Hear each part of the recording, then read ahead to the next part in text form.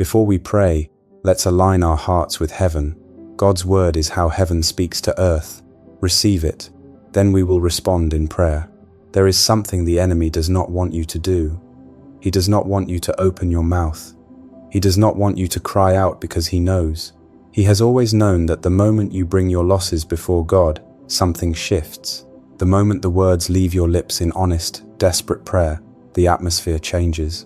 So he works hard to convince you that crying out is pointless, that the damage is done, that heaven has already moved on to someone whose situation is more fixable, more presentable, more worthy of divine attention.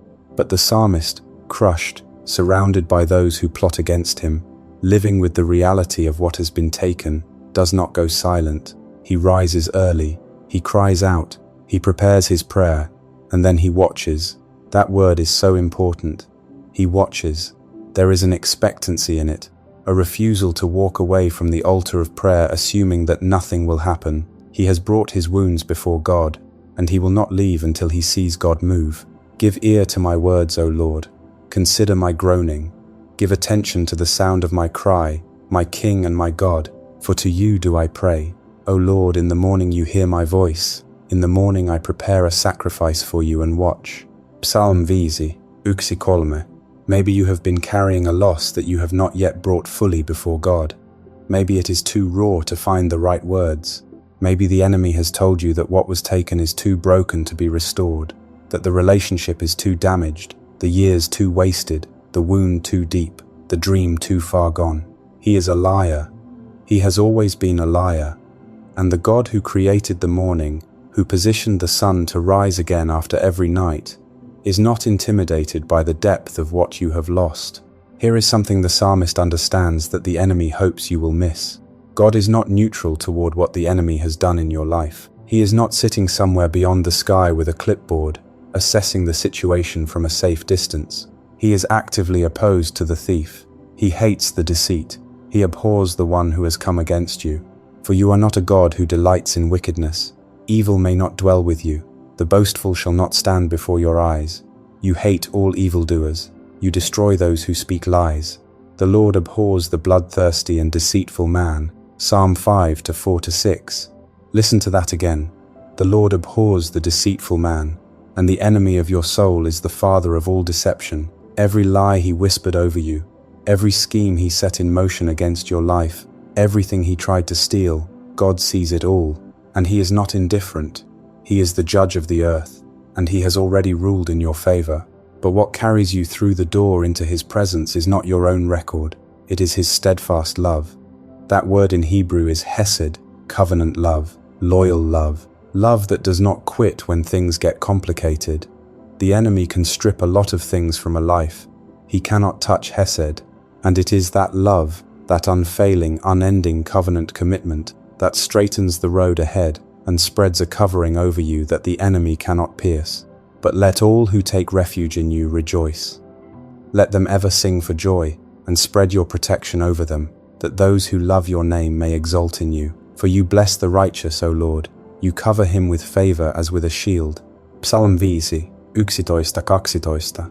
You are not uncovered. You are not abandoned. The enemy has pushed against you, but God's favor is your shield. Cry out.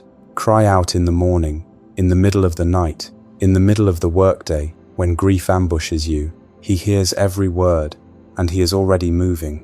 One of the most effective lies the enemy tells the children of God is this: the throne room is closed to you. You wandered too far. You stayed too long in that season of distance. The loss you are carrying is partly your fault, and God does not restore things that we had a hand in losing. So you stand outside the door of grace, rehearsing your inadequacy, convinced that what you need is beyond your reach. The 4th chapter of Hebrews dismantles that lie. The writer is speaking to people who had been shown every promise of God, people who had the goodness of God spread before them, and his message is urgent. The promise of rest still stands. The door is still open. Do not be the generation that hears the good news and lets it fall to the ground, unenergized by faith. Therefore, while the promise of entering his rest still stands, let us fear lest any of you should seem to have failed to reach it. For good news came to us just as to them, but the message they heard did not benefit them because they were not united by faith with those who listened. Hebrews 4:1-2. The promise of restoration, of wholeness, of the life the enemy has tried to plunder, still stands today. It stood yesterday when the loss was fresh and hot. It stands tomorrow when the journey feels long and the return seems nowhere in sight. And the difference between those who enter that rest and those who do not is not worthiness. It is faith. The enemy wants you to hear the promise and let it die before it reaches your heart. But faith takes hold of what God has said and refuses to let go, even when the circumstances haven't moved yet. And here is the great comfort. God is not surprised by the mess.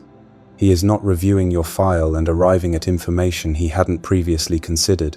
His eyes are already on every detail of what was taken, every layer of what has been lost, every complicated tangle of grief and confusion that remains. For the word of God is living and active, sharper than any two-edged sword, piercing to the division of soul and of spirit, of joints and of marrow, and discerning the thoughts and intentions of the heart. And no creature is hidden from his sight, but all are naked and exposed to the eyes of him to whom we must give account. Hebrews. Father, there are things I lost that I am still grieving. Some of them I have never fully brought before you because the hurt was too complicated, because I didn't have the language, because I was afraid that even you would agree with the verdict that it was too far gone. But today, I bring them to you. I bring you the years. I bring you the relationship. I bring you the dream I held that seemed to die before it was ever fully alive. I bring you the places in me that the enemy tried to hollow out. Every single thing he put his hand on, I bring all of it to you. And I thank you that your throne is not closed to me. I thank you that I can draw near with boldness, not because I am worthy, but because you are gracious, and because Jesus has gone before me as my high priest, carrying my case, sympathizing with my weakness, knowing exactly what it is to have things stripped away. I come to that throne of grace, and I receive mercy. I receive the grace I need for this exact moment. God, I have been saying, we had hoped.